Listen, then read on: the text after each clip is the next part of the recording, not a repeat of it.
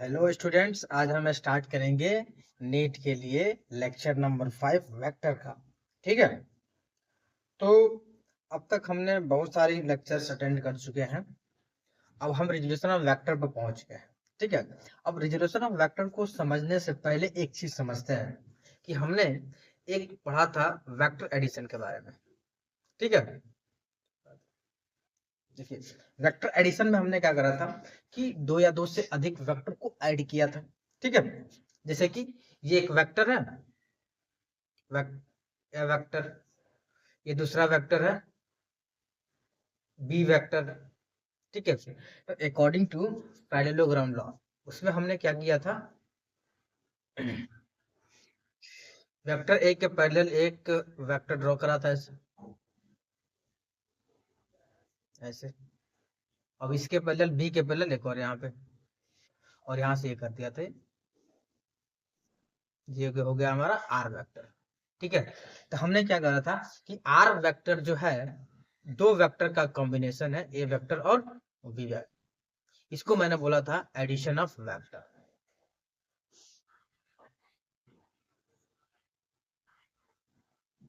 ठीक है, ये आप लोग पढ़ चुके हैं। यदि आपको इसमें दिक्कत हो रही हो तो आप पिछले लेक्चर को रिव्यू कर सकते हैं। ठीक है, अब देखिए यहाँ पे, अब यहाँ से जब इधर गए हम तो ये हो गया हमारा एडिशन ऑफ वेक्टर, और जब इधर से इधर आएंगे ना ये हो जाएगा हमारा रिजोल्यूशन ऑफ वेक्टर।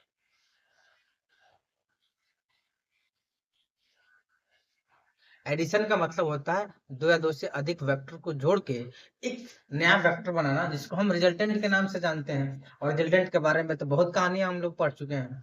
अब ये रिजोल्यूशन ऑफ वेक्टर का मतलब हो गया कि किसी एक वेक्टर को तोड़ना दो या दो से अधिक कंपोनेंट्स में। कंपोनेंट्स मतलब पार्ट, जैसे कि यहां देख लेते हैं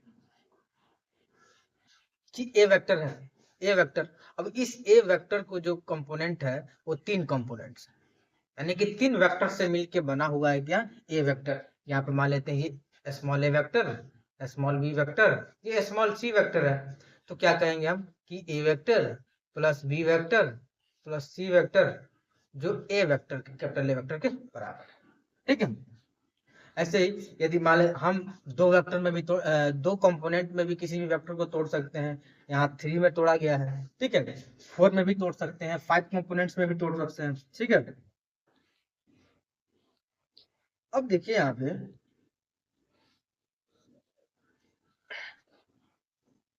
अब इसका कहने का मतलब यह है कि किसी भी कंपोनेंट को हम कितने भी कंपोनेंट्स में, किसी कंपोनेंट्स को नहीं, सॉरी, किसी भी वेक्टर को हम कितने भी नंबर ऑफ कंपोनेंट्स में तोड़ सकते हैं। चाहे वो 2 हो सकता है कंपोनेंट्स, या 3 हो, या 4 हो, या 100 हो, या 1000 हो, या इन्फानाइट भी हो सकता है। जैसे कि नेक्स्ट वाले में यहाँ पे देखिए एग्जांपल में कि ये वी वेक्टर है ना, वी वेक्टर ये इनफाइनाइट वेक्टर से मिलके बना हुआ है, तो हम इनफाइनाइट कंपोनेंट भी तोड़ सकते हैं। ठीक है, लेकिन इस लेक्चर में हम किस चीज में इंटरेस्टेड है, तो रेक्टेंगुलर कंपोनेंट में इंटरेस्टेड है। कैसा रेक्टेंगुलर कंपोनेंट क्या होता है कि ऐसे कंपोनेंट्स जो 90 डिग्री पे होते हैं। और 90 डिग्री कैसे हो गया, देखो यहाँ देखो, यहाँ पे मान लेते हैं कि ये है वेक्टर ए। ठीक है, अब वेक्टर ए नहीं मानेंगे, डायरेक्ट कंपोनेंट वाला ही करते हैं। एडिशन से थोड़ा रिलेट करके करेंगे ना तो मजा आएगा। यहाँ देखिए कि ये है वेक्टर स्मॉल है वेक्टर। ठीक है, अब इसके परपेंडिकुलर एक वेक्टर हो गया यहाँ पे स्मॉल वी वेक्टर। और उसके बाद क्या होगा, अब ये जो हो गया ना, अब इसका रिजल्टेंट क्या होगा, यहाँ से यहाँ होगा रिजल्टेंट इसका, ये रिजल्टेंट हो जाएगा आर वेक्टर। वर्ग नहीं होगा, यानी कि ए वेक्टर और बी वेक्टर के कॉम्बिनेशन से बना क्या, आर वेक्टर बना। ठीक है, तो जो ए वेक्टर और बी वेक्टर है ना, ये इसके क्या है, कंपोनेंट्स, आर के कंपोनेंट्स है। अब देखो यहाँ पे कैसे हुआ, यहाँ पर देखो कि ये हो गया हमारा ए वेक्टर। ठीक है, अब ये इस ए वेक्टर का एक ये वाला कंपोनेंट हो गया, ये दूसरा कंपोनेंट हो गया। कैसे हुआ, अकॉर्डिंग टू पैरेललोग्राम लॉ, यहाँ देखो, यहाँ पर क्या हुआ ना, हमने देखो यहाँ पे, अब इसको उठा के यहाँ लेकर गए, जैसे कैसे, यहाँ कर लेते हैं, कहाँ पे करें,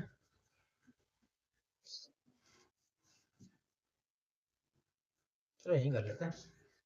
ये हो गया, देखो यहाँ पे, यहाँ कर लेते हैं, ये हो गया हमारा ए एक्स वैक्टर, ये हो गया तुम्हारा ए वाई वैक्टर, और ये हो गया तुम्हारा ए वैक्टर, ऐसा ए वैक्टर। समझ पा रहे हो कि नहीं पा रहे हो? अब इन दोनों में 90 डिग्री, ये ऐसा कैसे हो गया कि इस वेक्टर को उठा के हमने यहाँ लेकर आए, ठीक है ना। पैरेललोग्राम लॉ से हम यहाँ पर देख लिए कि ये वेक्टर है, इसका कंपोनेंट ए एक्स है, ये वाई है। ये ए एक्स क्यों है? क्योंकि ये एक्स डायरेक्शन में है, इसलिए ये ए एक्स हो गया, ठीक है। ये वाई डायरेक्शन में है, इसीलिए क्या हो गया, ए वाई, इसका नाम दे दिया हमने, ठीक है। अब ये दोनों कंपोनेंट है और रेक्टेंगुलर कंपोनेंट है। रेक्टेंगुलर इसलिए है क्योंकि दोनों कंपोनेंट 90 डिग्री पे है, ठीक है। अब हम 2D की बात करेंगे, अगले लेक्चर में 3D की बात करेंगे। यहाँ 2D की बात जब करते हैं ना, तो हम एक्स और वाई की बात करेंगे, बस दो एक्सिस की, या एक्स और जेड, जो भी एक्स, दो एक्सिस की ही बात करने वाले हैं, ठीक है। तो यहाँ पर ये ए वेक्टर हो गया, अब ए वेक्टर हो गया, यहाँ पर क्या होगा, इसके दो रेक्टेंगुलर कंपोनेंट हो गए। पैरेललोग्राम इसको ऐसे समझते हैं, यहाँ पर एक वेक्टर हो गया ए एक्स, यहाँ पर हो गया ए वाई, ठीक है। अब अकॉर्डिंग टू पैरेललोग्राम लॉ इसको हम क्या करेंगे, मिट करा के यहाँ पर एक वेक्टर बना देंगे। तो इस वेक्टर का जो ए वेक्टर है यहाँ पर क्या हो जाएगा, ए x I cap plus A Y J cap बन जाएगा ये, ठीक है। क्योंकि एक्स डायरेक्शन में आई कैप होता है और वाई डायरेक्शन में जे कैप होता है, तो इसका ऐसा बन जाएगा, ठीक है। अब यहाँ देखो, ये बनाया भी है पैरेललोग्राम लॉ से, जैसे कि यहाँ पर हो गया हमारा ए एक्स, यहाँ पे हो गया हमारा ऐसे कैसे,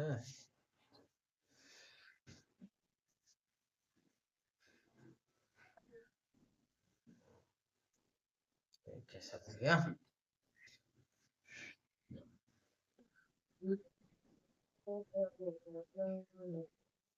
मान लेते हैं ये वाई है, वाई डायरेक्शन में ना, ये वाई हो गया।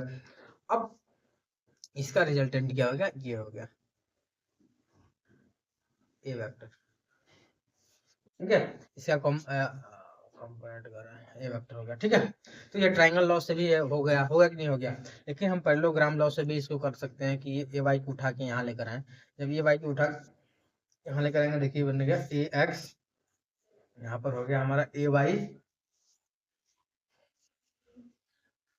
अब थोड़ा हम इसको ए एक्स के पैरेलल इसको बना दिया, ए वाई के पैरेलल यहाँ बना दिया, ठीक है। उसके बाद से जहां से ओरिजिन है वहां से हमने क्या किया, इसको उठा के ऐसे कर दिया, तो ये हो गया ए वेक्टर, ठीक है। तो यहाँ पर क्या हो गया कि ये एक्स डायरेक्शन में है तो ए एक्स आई कैप, ये वाई डायरेक्शन है तो ए वाई जे कैप हो गया। तो ऐसे हम क्या कर लेंगे, इस किसी भी वेक्टर का जो कंपोनेंट्स दिए हुए हों, तो हम कैसे उसको राइट कर सकते हैं एक्सप्रेशन में। तो आई कैप और जे कैप यानी कि यूनिट वेक्टर की सहायता से हम इसको राइट कर सकते हैं।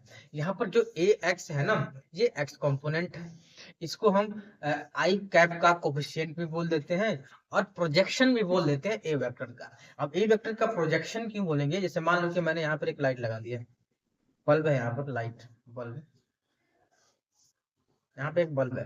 अब यहाँ बल्ब तो जल रहा है भैया, अब जो बल्ब जलेगा, यहाँ पर ये वेक्टर है, तो यहाँ पर इसके नीचे क्या होगा, एक शैडो बनेगा, उसी शैडो को तो प्रोजेक्शन बोल रहे हैं, ठीक है। तो ये प्रोजेक्शन हो गया हमारा, ए एक्स किसका प्रोजेक्शन हो गया, ए वेक्टर का इन एक्स डायरेक्शन। अब दूसरी बात है, अब इस ए वाई के लिए भी वही बात है कि जे कैप का ये क्या है, कोफिशिएंट है। कोफिशिएंट के बारे में आप जानते हैं कि क्या होता है, एक कांस्टेंट होता है जो किसी वेरिएबल से अटैच्ड होता है, ठीक है। अब ये प्रोजेक्शन भी है वाई डायरेक्शन में, अब इसको हम ये भी बोलेंगे ये वाई कंपोनेंट है, ठीक है ना। अब यहाँ देखिए, अब जब हमने इसको बना दिया कि ये हो गया हमारा ए एक्स ये ए वाई हो गया, ठीक है। तो अकॉर्डिंग टू पैरेललोग्राम लॉ हम क्या करेंगे, इसको ऐसे करते हैं।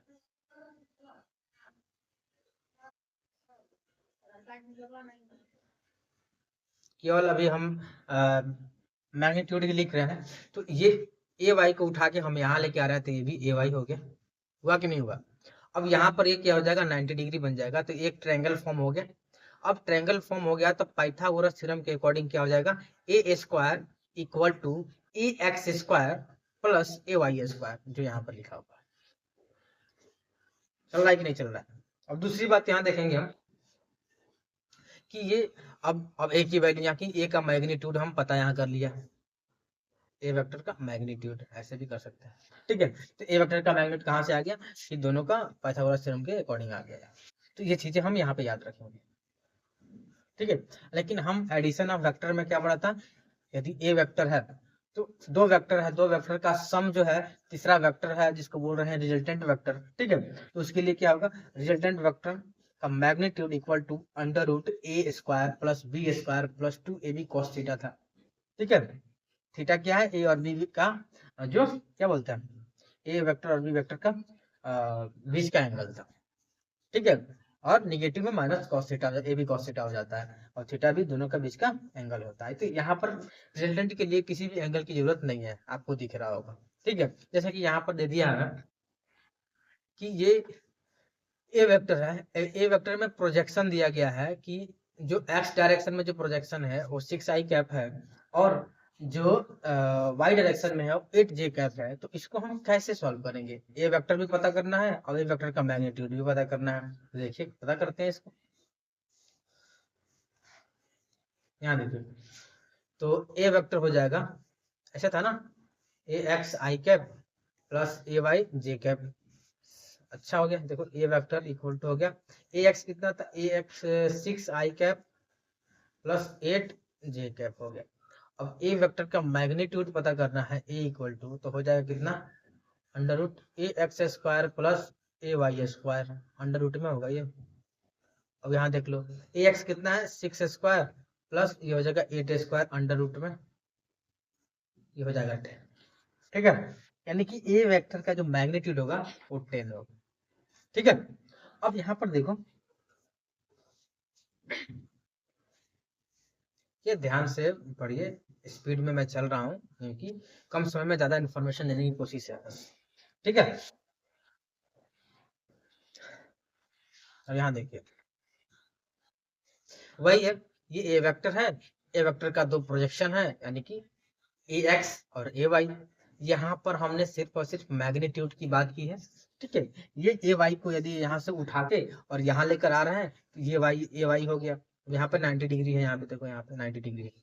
ये थीटा क्या है, ये थीटा जो है ये ए एक्स यानी कि एक्स डायरेक्शन में कंपोनेंट है वो, और ये जो वेक्टर है ए वेक्टर उनके बीच का एंगल है, ठीक है ना, ऐसे उनके बीच का एंगल है, ये एक्स डायरेक्शन, ये थीटा क्या बोलते हैं ए वेक्टर, और इनके बीच का एंगल ये वाला, ठीक है, थीटा हो गया। अब हमने क्या करा कि ये इस ट्रायंगल में यहाँ पर के एल और एम, इस ट्रायंगल में पाइथागोरस को थोड़ा सा ट्रिगो को लगा रहे हैं, पाइथागोरस ने ट्रिगो लगा रहे हैं। तो यहाँ पर थीटा है, कॉस थीटा है, तो कॉस थीटा क्या हो जाएगा, बेस अपॉन ये बेस, ये हो जाएगा हाइपोटेनस, हाइपोटेनस ए है, बेस ए एक्स है, तो ए एक्स अपन ए हो जाएगा। यहाँ पर हम ए एक्स की वैल्यू निकालेंगे, ए कॉस थीटा, ए एक्स की इसकी वैल्यू निकालनी है हमें।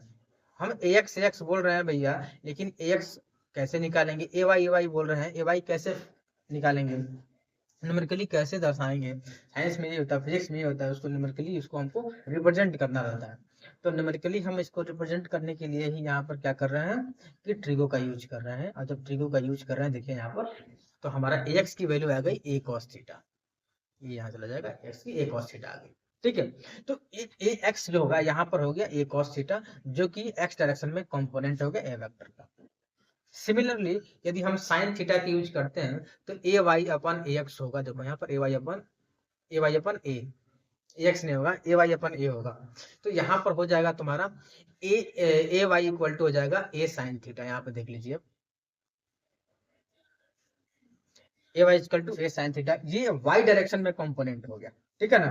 तो यहाँ पर देखिए जो ए एक्स है ये हो गया तुम्हारा ए वाई, ये हो गया तुम्हारा ए एक्स, ठीक है ना। अब यहाँ पर ये कंपोनेंट जो है साइन थीटा किसके साथ है, कॉस थीटा किसके साथ है, इसमें थोड़ा कंफ्यूजन हो जाता है। इस कंफ्यूजन को दूर करने के लिए ट्रिक ये है कि यदि कोई वेक्टर है, उस वेक्टर का जिसके साथ भी थीटा लगा हुआ है, वो वाला जो कंपोनेंट होगा वो क्या होगा, हमारा कॉस के साथ होगा, कॉस होगा, ठीक है। जैसे यहाँ पर क्या हुआ कि यहाँ पर इसके साथ एक्स के साथ लगा हुआ है, एक्स है ये वाई है, ठीक है।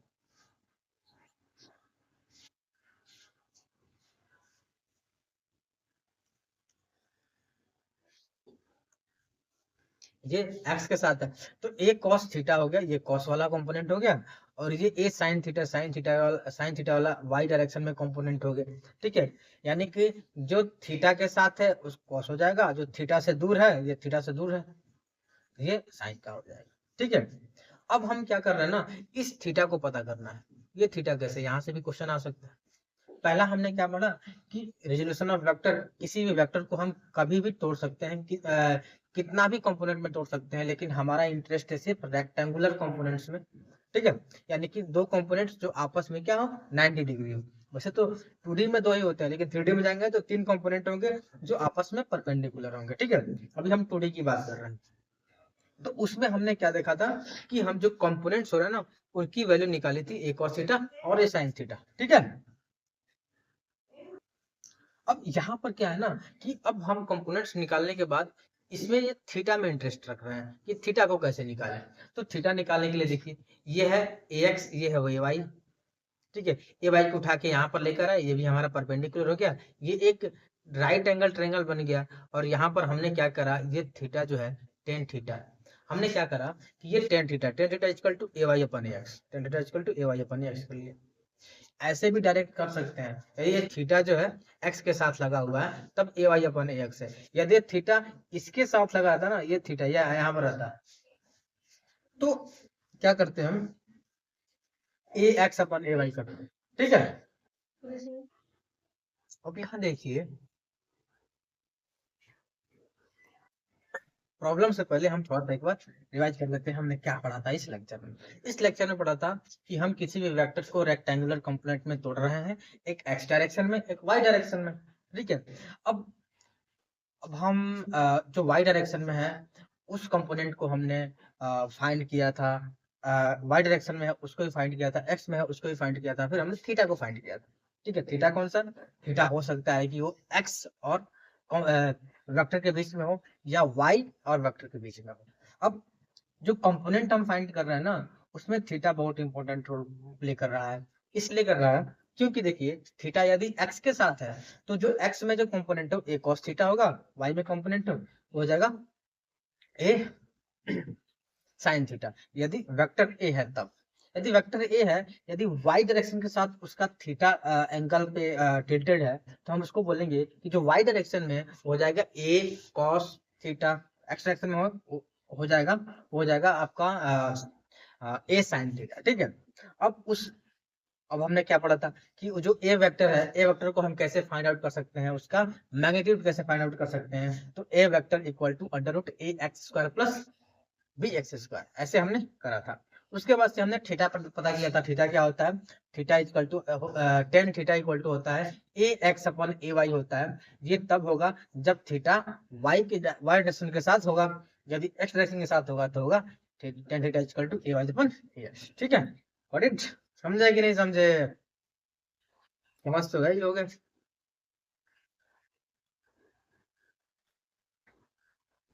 अब यहाँ देखिए, ये ए वेक्टर दे दिया है, अब इसमें सारे क्वेश्चन है, ए एक्स ए वाई सब पता करना है, तो सॉल्यूशन करते हैं भैया।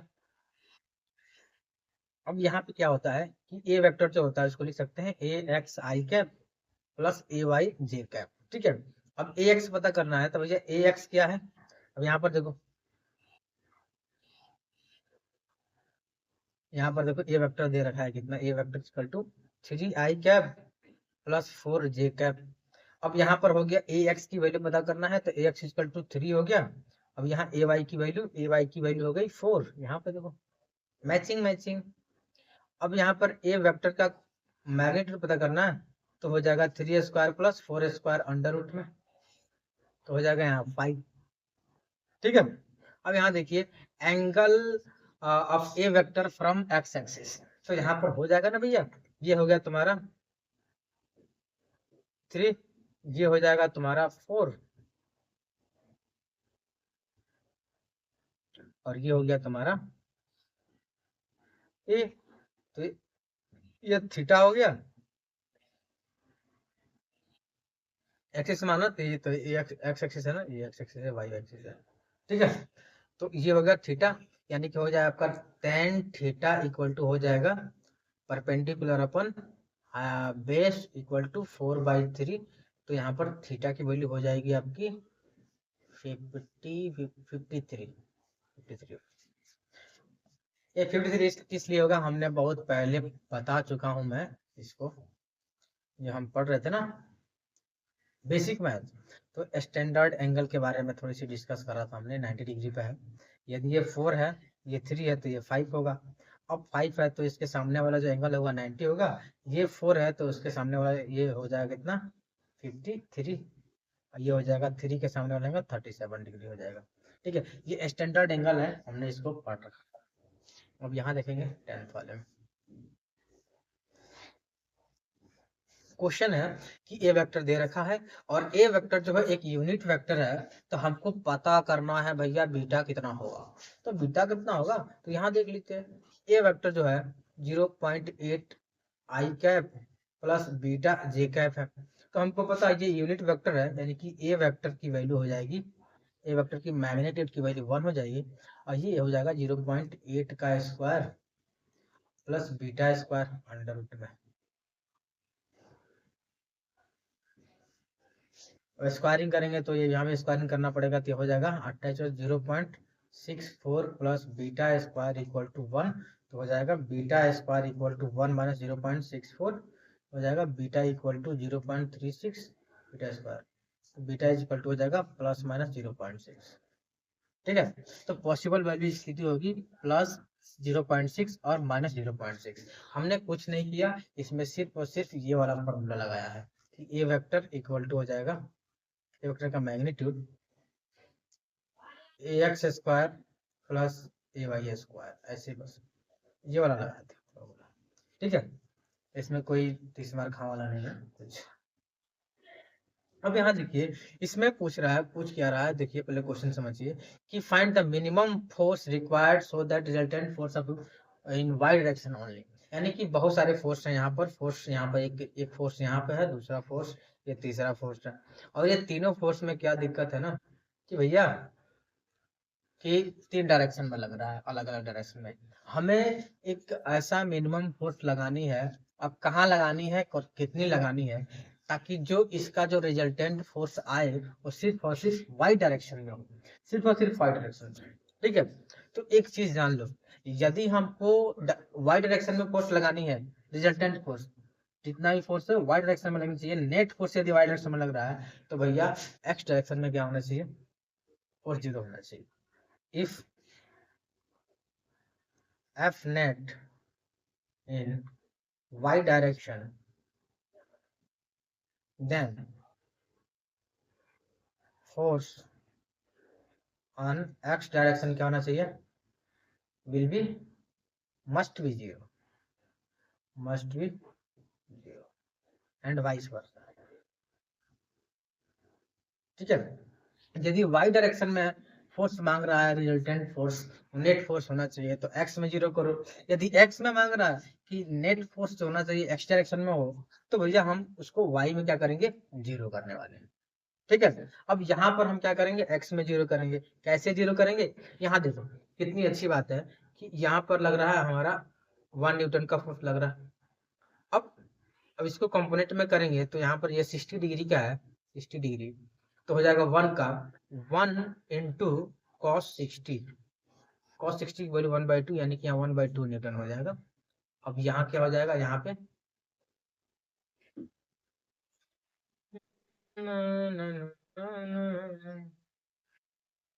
चलो भाई ये हो जाएगा तुम्हारा 1 इंटू साइन 60, तो साइन 60 जो होता है होता है √3/2, टू हो जाएगा यहाँ पर 1 इंटू √3/2 इक्वल टू √3/2 न्यूटन हो गया। ठीक है, ये वाई डायरेक्शन में हो गया। अब दूसरी बात कि यहाँ जो फोर्स लग रहा है 2 न्यूटन लग रहा है, इधर 4 न्यूटन लग रहा है, तो रिजल्टेंट फोर्स लगेगा किधर, इधर इधर इधर की तरफ लगेगा 2 न्यूटन का, 2 न्यूटन का इधर की तरफ लगेगा। ठीक है, अब ये जो है इसके साथ 30 डिग्री के एंगल पर है, 30 डिग्री के, तो ये 2 है, तो इधर हो जाएगा आपका 2 cos 30। cos 30 की वैल्यू होती है 1/√3/2, √3/2 होती है, तो यहाँ हो जाएगा √3/2 इंटू 2 इक्वल टू √3 न्यूटन हो गया इस डायरेक्शन में। और इस डायरेक्शन में क्या होगा इधर, यानी कि 2 साइन 30 हो गया। और साइन 30 की वैल्यू 1/2 होता है, तो 1/2 हो जाएगा, यहाँ पर 1 न्यूटन का हो जाएगा। ठीक है, अब देखिए यहाँ पर क्या लगा, ये वाई डायरेक्शन है, वाई डायरेक्शन में दो फोर्स लग रहे हैं, √3/2 न्यूटन और √3 न्यूटन। और यहाँ पॉजिटिव एक्स डायरेक्शन में हाफ न्यूटन और निगेटिव एक्स डायरेक्शन में 1 न्यूटन का फोर्स लग रहा है। हमें नेट फोर्स वाई डायरेक्शन में लगानी है, तो एक्स में 0 करना पड़ेगा। तो देखिए यहाँ पर इधर लग रहा है 1 न्यूटन का, इधर लग रहा है हाफ न्यूटन का, तो एक और हाफ न्यूटन का फोर्स इधर लगा दिया जाए, तो भैया ये हो जाएगा 1 न्यूटन का, और ये भी 1 न्यूटन का, दोनों आपस में क्या हो जाएंगे, कैंसिल हो जाएंगे, क्योंकि दोनों का डायरेक्शन अपोजिट है और मैग्नीट्यूड क्या हो जाएगा यहाँ पे, सेम हो जाएगा। तो यहाँ पर आंसर हो गया कि 0.5 Newton in positive x direction force लगाएंगे। ठीक है ना, इतना आंसर यहाँ पे होगा। ठीक है, समझ आ गया होगा, यदि समझ नहीं आया तो जरूर कमेंट में बताइएगा, कहीं दिक्कत होगी तो उसको भी सॉल्व किया जाएगा। ठीक है, अब यहाँ देख लीजिए भाई साहब, ये वाला जो क्वेश्चन है एक्स और वाई कंपोनेंट में तोड़ना है इसको, तो यहाँ देखिए ये 10 न्यूटन का है। अब जिसके साथ थीटा होता है ना, वो कॉस वाला कंपोनेंट होता है, और थीटा सा दूर जो होता है वो साइन वाला होता है। तो ये साइन वाला कंपोनेंट है, तो 10 साइन 37 हो जाएगा आपका 10 कॉस 37। अब यहाँ देखिए ये है 10√2 कॉस 45 हो जाएगा 10√2 साइन 45।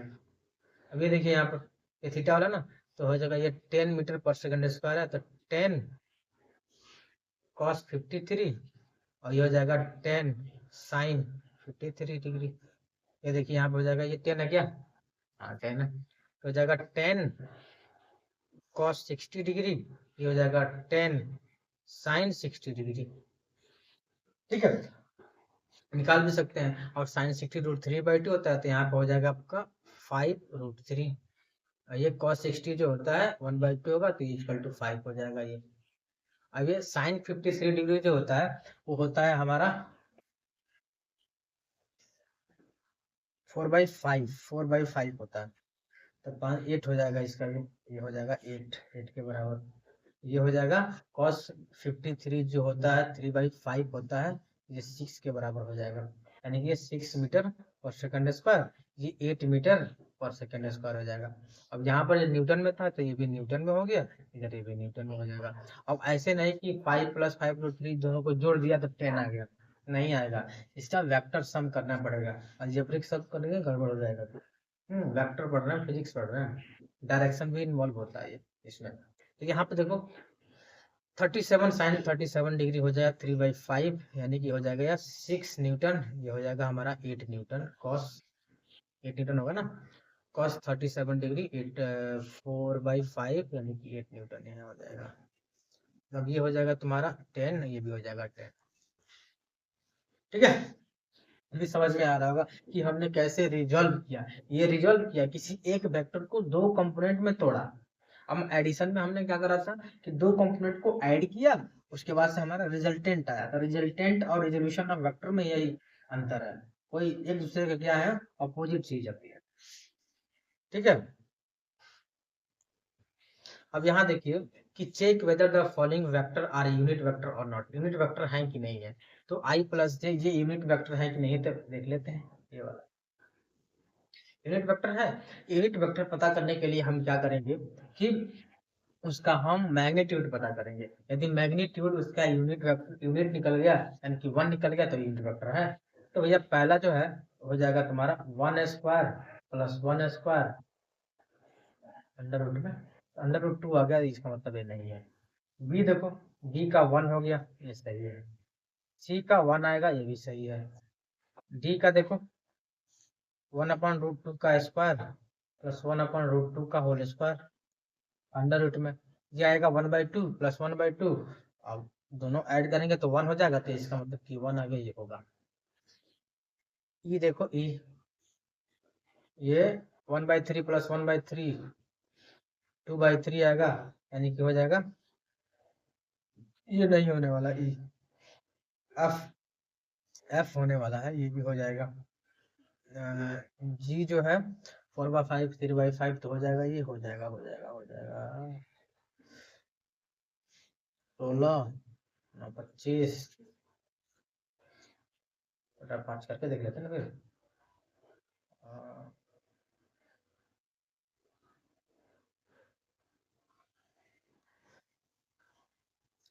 4/5 स्क्वायर प्लस 3/5 का स्क्वायर अंडर रूट में, तो ये हो जाएगा तुम्हारा 4 से हो जाएगा 16 प्लस 9/25 हो जाएगा,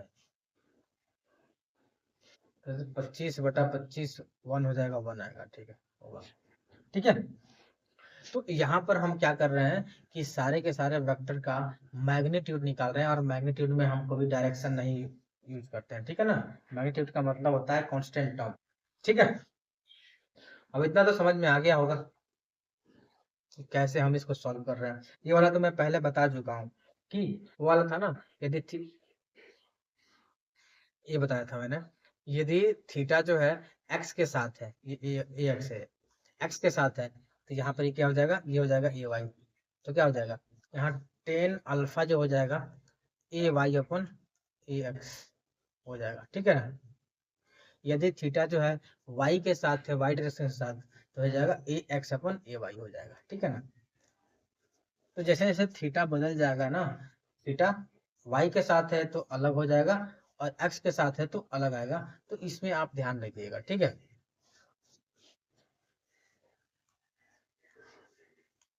अब यहाँ देखिए नोट में है, कुछ इंपॉर्टेंट नोट है, ये ध्यान में रखिएगा, ठीक है ना, मैं आपसे बात कर रहा हूँ।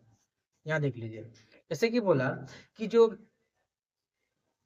कोई भी वेक्टर है, कोई भी वेक्टर यदि थीटा डिश डायरेक्शन के साथ है, उस डायरेक्शन में हम जो कंपोनेंट लेंगे वो कॉस वाला कंपोनेंट है, ठीक है।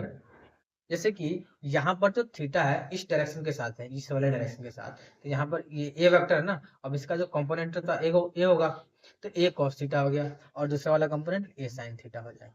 सिमिलरली यहाँ देखिए, यदि ए वेक्टर ये है और जो थीटा है इस वाले डायरेक्शन के साथ है, तो ये वाला जो डायरेक्शन होगा वो ए कॉस थीटा होगा, और इससे दूर वाला जो होगा ए साइन थीटा होगा, ठीक है। अब दूसरा देखिए यहाँ पे, अब क्या हुआ, मैंने थोड़ा सा उसको टिल्ट कर दिया है, ठीक है। अब टिल्ट करने के बाद क्या किया, ये ए वेक्टर है और ए वेक्टर का इस डायरेक्शन के साथ, ये वाला ये भी डायरेक्शन ही है, इस डायरेक्शन के साथ हमने क्या करा, थीटा ले लिया।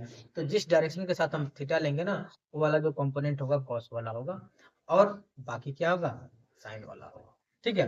अब इस रेजोल्यूशन ऑफ वेक्टर में इसका हम यूज एनएलएम में भी पढ़ते हैं। अब कैसे पढ़ते हैं, जैसे मान लेते हैं कि ये एक ब्लॉक है, ठीक है ना, ये ब्लॉक है, अब इसको रखा गया है इस पे, इंक्लाइंड प्लेन पे है, क्या है, इंक्लाइंड प्लेन है,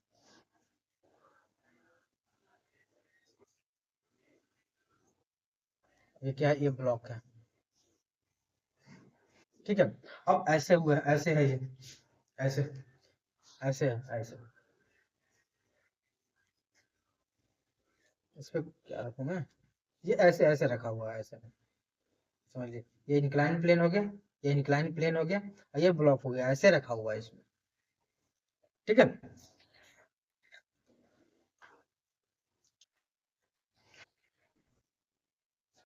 तो इस पे कौन कौन से फोर्स लेंगे और किस डायरेक्शन में लेंगे, इसको ब्रेक करेंगे, तो इसी को तो ये बोलते हैं रेजोल्यूशन ऑफ वेक्टर्स, फोर्स लगता है तब फोर्स क्या होता है, वेक्टर क्वांटिटी होती है, उसको हम रिजॉल्व करते हैं, किधर लग रहा है कितना फोर्स, यही देखते हैं। जैसे कि मान लो कि या इंक्लाइन प्लेन पर और यहाँ पर हमने ब्लॉक को रख दिया है, तो ब्लॉक जब इंक्लाइन प्लेन पर रखेंगे तो ब्लॉक इस इंक्लाइन पर फोर्स लगाएगा, तो ये इंक्लाइन प्लेन भी इस ब्लॉक पे फोर्स लगाएगा कि नहीं लगाएगा, तो उसको बोलते हैं हम नॉर्मल।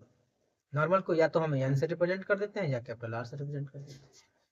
अब देखो, अब नीचे की तरफ mg तो लगेगा ही लगेगा। यदि इंक्लाइन प्लेन में एंगल थीटा है तो सोच के देखिए, अकॉर्डिंग टू ज्योमेट्री ये कितना, यहाँ से थोड़ा सा आगे बढ़ाएंगे ये एंगल 90 डिग्री हो जाएगा। फिर ये एक ट्रायंगल बनेगा, यहाँ पर एक ट्रायंगल, ये थीटा है ये 90 है, तो ये 90 माइनस थीटा, 90 माइनस थीटा। अब उसके बाद से ये जो होगा ना, ये तो यहाँ पर होगा, यहाँ देखिए ये वाला, इसको उठा के आप यहाँ पे लाएंगे, इसको उठा के थोड़ा यहाँ लाएंगे, यहाँ पर एक पॉइंट आउट करेंगे, तो यहाँ पर क्या हो जाएगा हमारा, ये हो जाएगा तुम्हारा, ये 90 माइनस थीटा, तो ये हो जाएगा थीटा, ये ज्योमेट्री से थीटा बन गया। ठीक है, तो जो थीटा बन गया ना ये वाला, अब ये नीचे mg लग रहा है, तो ये थीटा वाला कंपोनेंट होगा mg cos थीटा। अब इस इंक्लाइन प्लेन के ये परपेंडिकुलर जो फोर्स लग रहा है, एक तो नॉर्मल हो गया, एक mg cos थीटा हो गया। ठीक है, और बाकी सब जो इधर होगा mg sin थीटा, इस प्लेन के अलोंग लग रहा है फोर्स। ठीक है, अब यहाँ पर ये होगा ना कि ये जो mg cos थीटा है ये नॉर्मल को बैलेंस कर रहा है, और जो mg sin थीटा है हो सकता है कि इस ब्लॉक को इस इंक्लाइंड प्लेन पे क्या करें, नीचे उसको थोड़ा सा चला दे। बशर्ते यहाँ पर जो फ्रिक्शन लग रहा हो वो कम हो। ठीक है, नहीं तो फ्रिक्शन ज्यादा लगता है तो क्या होता है कि इसके मान की ये जो होता है ये फोर्स इसको मूव नहीं करा सकते। तो यहाँ पर ये बातें होती हैं। तो यहाँ पर आपने देखा कि हमने वेक्टर को कैसे रिजॉल्व किया। ठीक है, तो रिजोल्यूशन ऑफ वेक्टर में बस इतना ही। 2D में और 3D में हम नेक्स्ट लेक्चर में चलेंगे, और हम मिलेंगे बहुत ही जॉली मूड के साथ। ठीक है, ओके।